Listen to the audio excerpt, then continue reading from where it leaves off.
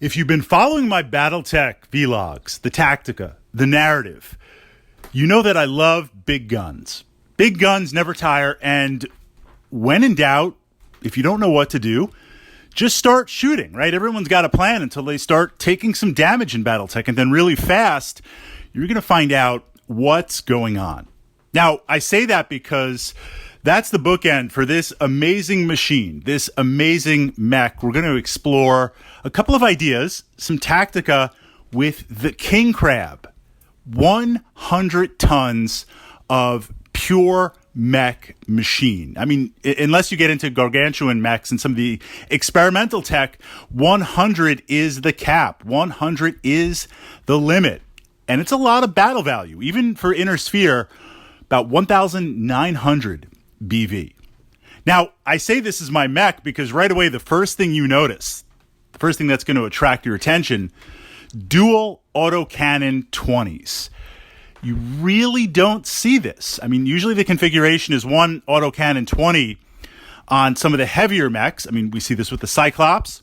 We see this with the Atlas. Now, I'm not saying you don't want to get hit by them, or you do want to get hit with them. You don't want to get hit with them. I mean, you're going to notice that single AC-20. It's going to get your attention. But in these other mechs and these other configurations, there are other weapons to really worry about. And ultimately, if you can stay away, or at least stay at medium or long range distance with some of these other mechs with the AC-20, you can try to limit the damage, because you're going to be moving, they're going to be moving. You've got medium to long range. You've got other modifiers up there. It's a threat. You're going to watch me when I roll my 2d6 and pray that I miss, pray to the dice gods. But as soon as we add 2 autocannon 20s, things get serious. Things get absolutely serious because there's the redundancy. And we've explored in Battletech how important redundancy is. 1 is none, 2 is 1, 3 is some.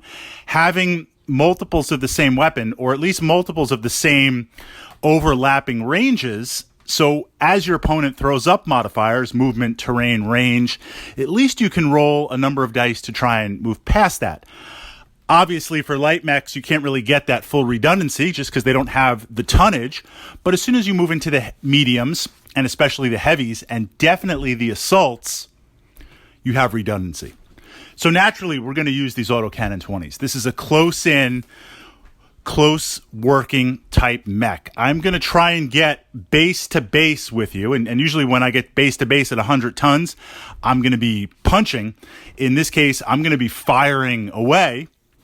As soon as I'm in range, and we're going to close, and I'm going to fire. The Tactica on the King Crab is the fact, while it's not necessarily slow for an assault mech, it's still slow. You have to get up there. You have to make it up there. So the first Tactica, and this is why this machine, if you look at something like the Atlas, and I'm mentioning the Atlas because it's so well known, and it's in a similar assault range, the Atlas can operate alone. I mean, we never want to operate alone. That's why we utilize a lance, but the Atlas can. It's got some long range. It's got some short range. It's got mobility. The King Crab needs to have other units working with it, because otherwise your opponent's just going to kind of run away. The King Crab is going to try and close. So on the way in, this is the power of this build. On the way in, for 100 tons, you've got a long-range missile 15 pack. I'd like that to be a 20, but 15 gives you enough of a good soak that on that way in, you can start firing. You can start firing away. That's going to now, this is what's interesting about the King Crab with this weapon. The LRM-15 not only gives you something to do, gives you a little bit of firepower, but as soon as you're in range with that 15, you're giving your opponent a choice, and they might not be aware of this choice. This is the interesting Tactica based on the configuration of this mech. Do I stick around and start firing back? So you're in range, I'm in range, you're in range. Do I stick around and start firing back? Well, if I do, then I'm not using the full mobility right away of my mech. I'm not getting the heck out of there. I'm going to try and shoot back at a 100-ton assault mech. Even if I'm playing something like an Archer, which I'm not going to go toe-to-toe. I say Archer because it's one of my favorite mechs. I'm not going to go toe-to-toe with the King Crab.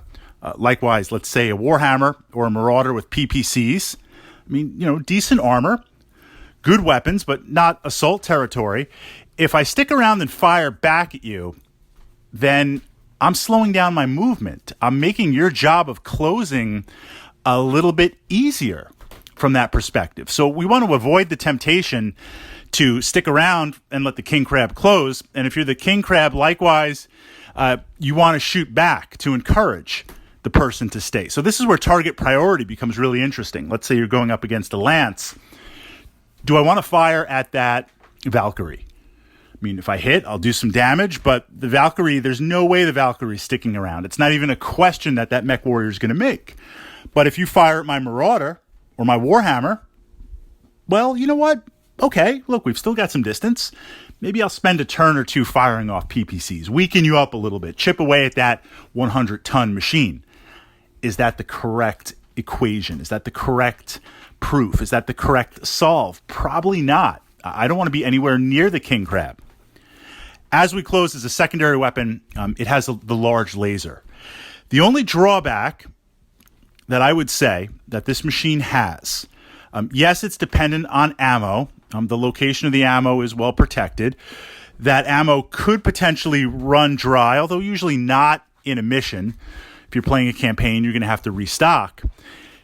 The only criticism, and it's not really a full criticism, is that the autocannon 20s are in the arms. This is similar to an awesome mech where you have the PPC in one of the arms and in the torsos. And the awesome's got a lot of armor, at least when that arm gets blown off. Because often, unless you're focusing fire, I'm not even talking about like targeting computer. I'm talking about knowing the forward facing and switching to left side or right side to try and narrow down an area on a mech to score similar hits. If you're just firing at the forward facing, most of the time it's going to be arm hits, and the arm hits tend to have the least amount of armor. Of course, that's subjective to a Locust has less armor than this king crab, but having those autocannon 20s in theory, in the arms, make them a little bit vulnerable to getting destroyed. And the arm doesn't have to necessarily get blown off. You could move in for a crit, roll for crit, confirm crit, weapon destroyed. I mean, clanners that have a lot of clan tech mounted in their arms, this is one of the possibilities also. If that happens, at least the king crab has some bite left. It can do something, or I should say pinch. But it doesn't have the fearsomeness of an assault mech like the Atlas. If you get even one arm blown off, now you've lost the redundancy. And again, this is like, I'm looking for a criticism. This is a very, very minor criticism, and it's not to keep you away from playing this machine. The final layer of Tactica. Even if you're playing on a hex map, and by playing on a hex map, the Battletech hex maps, they're great because they take out any of the challenges of like, is that a level 1? What's the range? What's the facing? I mean, that's why you play on a hex map. But they tend to be artificially small. And I say artificially small, much like X-Wing miniatures, they're smaller because they want to encourage you to get into the mix and start fighting and start blowing stuff up and doing things, as opposed to playing on a traditional wargaming table, which is going to be much, much, much bigger. So by being artificially small, even with that, you don't want to be chasing down mechs. You want to slow them down, and you want to look, and I can't tell you exactly where this is, but you want to look, what are the anchor points? And this is true in any wargaming system. Anchor points are points on the gaming table where there's an advantage in terrain, right? Maybe there's the board is really open, but there's a couple of light and heavy woods. That's going to be a great place to camp out. I'm going to want to get there, and I'm going to not really want to give that spot up. Maybe there's a place where the hill is such, it blocks line of sight, and I'm going to park my archers back there. So there's these anchor points of where your opponent is going to go for a tactical advantage. Likewise, depending on the mission, modified by the mission, there's going to be points on the map that your opponent is going to have to gravitate towards to win the mission. You don't point and click the king crab towards the opposing mechs. You march it towards those anchor points and those mission critical points. You pull the opponent into you. If you could do that tactically, combined with the autocannon 20s, combined with the armor, combined with OK speed for an assault mech, that makes this machine very, very deadly.